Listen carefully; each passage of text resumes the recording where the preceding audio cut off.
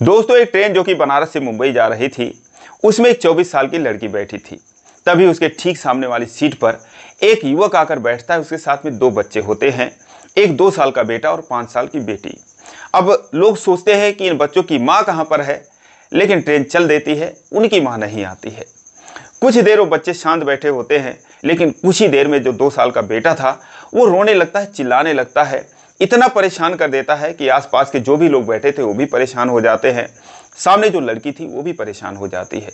अब लोग जो है उस युवक से नाराजगी जाहिर करते हैं, उसे उल्टा सीधा कहते हैं कि जब तुम्हारे साथ कोई लेडीज नहीं थी तो तुम बच्चा लेकर क्यों जा रहे हो ट्रेन में, और इस तरीके से परेशान कर रहे हैं, लोगों की नींद हराम कर रहे हैं।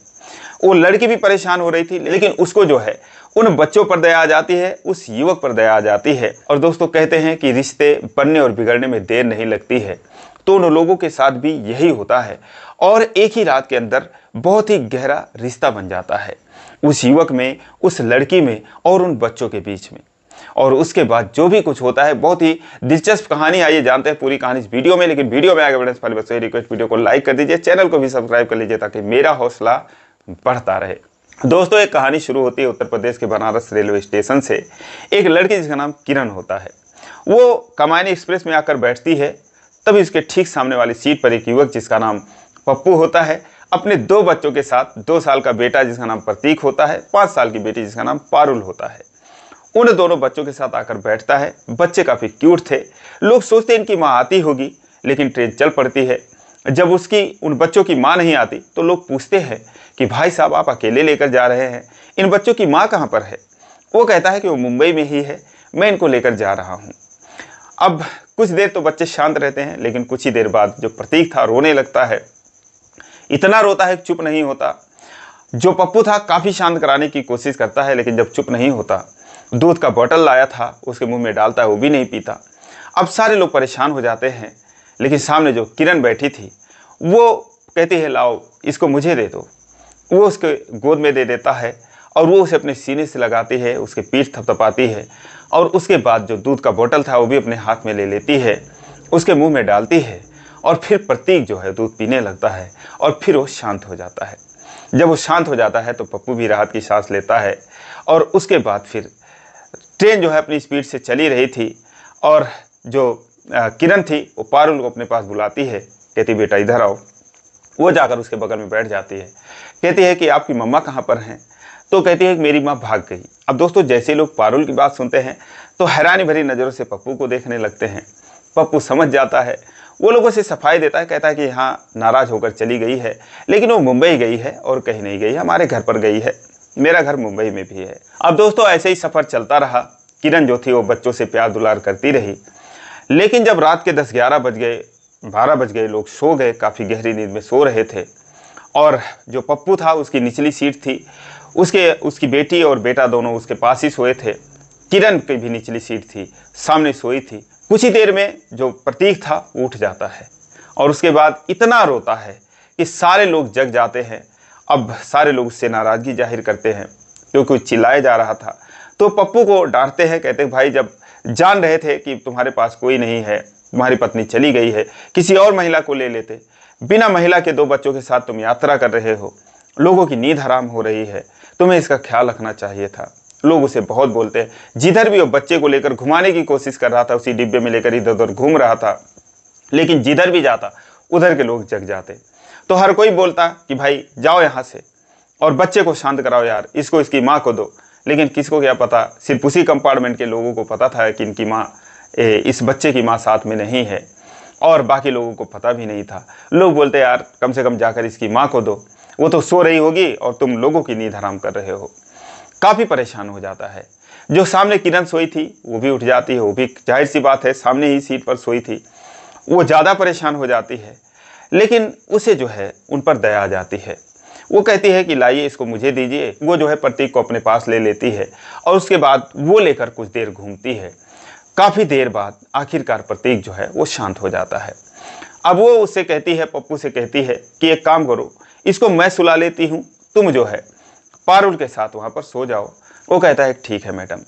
अब वो उसको सुला लेती है, लेकिन फिलहाल वो रात में कई बार जगता है, कई बार रोता है और उसे जो है वो संभाल लेती है। अब ऐसे ऐसे सुबह 7 बज जाते हैं जब लोगों की आंख खुलती है तो लोग देखकर हैरान हो जाते हैं कि जो प्रतीक था अच्छे से खेल रहा था उसी सीट पर, और किरण जो है उसको खिला रही थी, उसे बहला रही थी, पुचकार रही थी। पप्पू की भी आंख खुलती है। तो जब वो देखता अपने बेटे को तो हैरान हो जाता है, क्योंकि उसके कपड़े बदले जा चुके थे, काजल वगैरह लगाया जा चुका था, उसके मुंह में पाउडर वगैरह किरण ने लगा दिया था। अब दोस्तों जब पप्पू अपने बेटे को देखता है इस तरीके से तो बहुत खुश हो जाता है, किरण को थैंक्स बोलता है और उसके बाद पूछता है कि आप इसके कपड़े वगैरह कैसे पहना दी।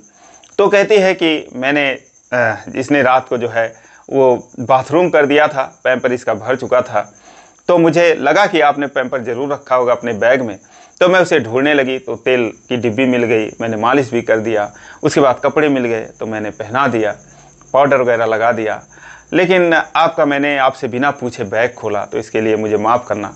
आप अपना बैग वगैरह चेक कर लीजिए, कहीं कोई सामान ना गायब उसमें से हो गया हो। पप्पू कहता है कि आप कैसी बात कर रही हैं। और उसके बाद दोस्तों सारे लोग हंसने लगते हैं। दोस्तों उसके बाद जो ट्रेन थी वो सारा दिन चलती रही। जो दोनों बच्चे थे किरण के आसपास रहे, और जो भी खाने पीने का सामान आता पप्पू खरीदता, किरण को भी देता, खुद भी खाता। अब पप्पू को काफ़ी राहत महसूस हो रही थी। लग ही नहीं रहा था कि ये जो चारों लोग हैं ये किरण जो है अलग परिवार की है। ऐसे लग रहा था जैसे वही इन बच्चों की माँ है। फिलहाल ट्रेन जो है मुंबई पहुंच जाती है और किरण जो है उन बच्चों के साथ सेल्फी लेती है। पारुल उससे कहती है कि आंटी आप भी चलो ना मेरे घर। तो कहती है बेटा ठीक है, अगर पापा आपकी बुलाएंगे तो मैं ज़रूर आऊँगी, और मैं ज़रूर आऊँगी। दोस्तों वो चैम्बूर में रहता था और जो किरण थी वो पवई में रहती थी, लेकिन वो अपने माँ के साथ हाल फिलहाल गाँव गई हुई थी, क्योंकि रिश्ते के लिए एक लड़के को देखने गई थी और नवंबर 2024 में ही उसकी शादी होनी थी। सारी बात तय हो गई थी।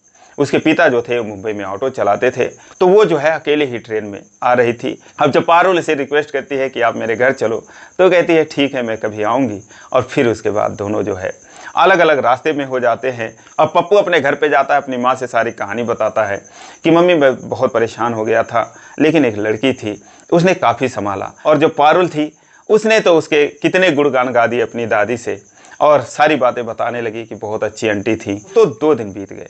2 दिन के बाद किरण ने पप्पू के फ़ोन पर फ़ोन किया। पप्पू ने फ़ोन उठाया, बोला कौन? तो बोली कि मैं वही ट्रेन वाली हूँ, और कैसे हैं बच्चे? वो हैरान हो जाता है, कहता है अरे क्या बात कर रही हैं, आपको मेरा नंबर कहाँ से मिला? और मुझे बहुत अफसोस हो रहा था मैंने आपका नंबर नहीं लिया, यही सोच रहा था काश मैं आपका नंबर ले लिया होता। तो आपको कैसे मिला मेरा नंबर? तो किरण ने कहा कि जब आपने अपना फ़ोन पारुल को दे रखा था, कार्टून देख रही थी, तो मैंने जो है वो डायल कर लिया था, इस तरीके से आपका नंबर मेरे पास आ गया था। लेकिन बच्चे कैसे हैं? तो कहता है बच्चे बहुत ठीक हैं। और तुम कैसी हो? वो कहती है मैं भी ठीक हूँ। फिर वो कहती है कि मैं बच्चों से मिलना चाहती हूँ। पप्पू कहता है कि ये तो बहुत ही हमारा भाग्य होगा अगर आपसे फिर हमारी मुलाकात होगी, बच्चों की मुलाकात होगी। तो आप बताओ कहाँ पर आप रहती हैं, मैं जो है गाड़ी लेकर आ जाता हूँ, मेरे पास कार है। वो कहती है नहीं मैं आ जाऊँगी, आप एड्रेस बता दो। दोस्तों एड्रेस बताता है। अगले दिन जो है वो किरण आ जाती है। लेकिन दोस्तों जब किरण घर पे आती है तो पप्पू, उसकी माँ और उसके पिताजी जो घर पे थे उसका बहुत वेलकम करते हैं, बहुत स्वागत करते हैं। वो कहते हैं कि तुम्हारे ही गुण गाए जा रही है जब से पारुल आई है। और शायद जो प्रतीक था वो भी पहचान रहा था, जैसे वो आती है दौड़ के वो भी चिपक जाता है। पारुल भी किरण से चिपक जाती है और किरण जो है उनको प्यार दुलार करने लगती है। उसके बाद बातचीत होती है। अब दोस्तों जो पप्पू था उसका घर बहुत बड़ा था, क्योंकि उसका टाइल्स और पत्थर का दुकान था, बिजनेस था, तो उसकी कमाई जो है अच्छी खासी थी। अब किरण जब घर में आती है तो वो इधर उधर देखती है, फिर पूछती है पारुल से कि बेटा आपकी मम्मी कहाँ पर हैं? अब दोस्तों जब मम्मी की बात आई तो सारे लोग जो है वो उनके मुंह खुले के खुले। जो पप्पू की माँ थी उसने बोला बेटा तुमने अपनापन बहुत दिखाया है और इसीलिए हम तुमसे कुछ छुपाएंगे नहीं। दरअसल जो हमारी बहू है वो वाकई में घर छोड़कर भाग चुकी है, और वो जो है दूसरे टाइप की थी। मेरा बेटा इतना सीधा साधा था, इससे हमेशा लड़ती झगड़ती रहती थी, कहती थी कि अपने माँ बाप को छोड़ दो। अब बताओ हम अकेले हैं, हमारा वो इकलौता औलाद है, अगर वो हमें छोड़ देगा तो हम किसके पास जाएंगे? तो वो यही कहती रही। मैंने बोला बेटा छोड़ दे, कोई बात नहीं, हम दोनों अपना कर खा लेंगे। लेकिन अब क्या ही कहें, हमारे लिए बेटे ने अपनी ज़िंदगी ख़राब कर ली और बहू जो है इसे छोड़कर चली गई। दोस्तों जब किरण सुनती है तो वो भी एकदम हैरान रह जाती है। कहती है कि कम से कम बच्चों का मुंह देखना चाहिए था उसको, कोई भी महिला ऐसे नहीं जाती इतने छोटे से बच्चे को छोड़कर। मेरा तो एक ही दिन में इतना इनसे लगाव हो गया है। सच बताऊं, मैं जब से गई हूँ तब से इन बच्चों की बड़ी याद आती है और वो कैसी माँ थी, छोड़ के चली गई। तो अब सारे लोग कुछ देर शांत रहते हैं, लेकिन फिर जो पारुल थी वो कहती है कोई बात नहीं आंटी, आप भी तो बहुत अच्छे हो, मेरी मम्मी से भी अच्छे हो। लेकिन अब पप्पू उससे पूछता है कि तुम क्या काम करती हो, तो कहती है कि मैं कोई काम नहीं करती हूँ, घर में ही रहती हूँ, मेरे पापा ऑटो चलाते हैं। पप्पू कहता है कि अगर मेरे बच्चों को कुछ दिन तुम देख देती तो तुम्हारी बड़ी मेहरबानी होती, क्योंकि मेरी माँ जो है अकेले इनको संभाल नहीं पाएगी। वो कहती है कि अगर ऐसी बात है तो तुम मेरे अगर पिताजी से पूछोगे, अगर वो कहेंगे तो मैं देख सकती हूँ। मम्मी चूँकि मेरी गांव में ही है, कुछ दिन बाद वो आएंगी। तो वो कहता है ठीक है, मैं तुम्हारे पापा से पूछ लूँगा। और उसके बाद जो है ये सारे लोग गाड़ी में बैठकर उसी वक्त जो है चले जाते हैं। उसका एक कमरा था छोटा सा पवई के अंदर, उसके पिताजी को फ़ोन करके बुलाते हैं और ऐसी ऐसी बात करते हैं। तो कहते कोई बात नहीं, बच्चों का अगर मामला है और बच्चे इसको मानते हैं, ये भी बच्चों को वैसे बहुत प्यार करती है, किसी के भी बच्चों को प्यार करती है, तो कहते हैं कोई बात नहीं, जाएगी वो देख लेगी। अब उसके बाद दोस्तों जो किरण थी वो अगले दिन से उसके घर आने लगती है, बच्चों को देखभाल करने लगती है और 2-3 दिन आती जाती है, लेकिन फिर वो रहने का भी परमिशन मिल जाता है उसको, वहीं पर रहने लगती है।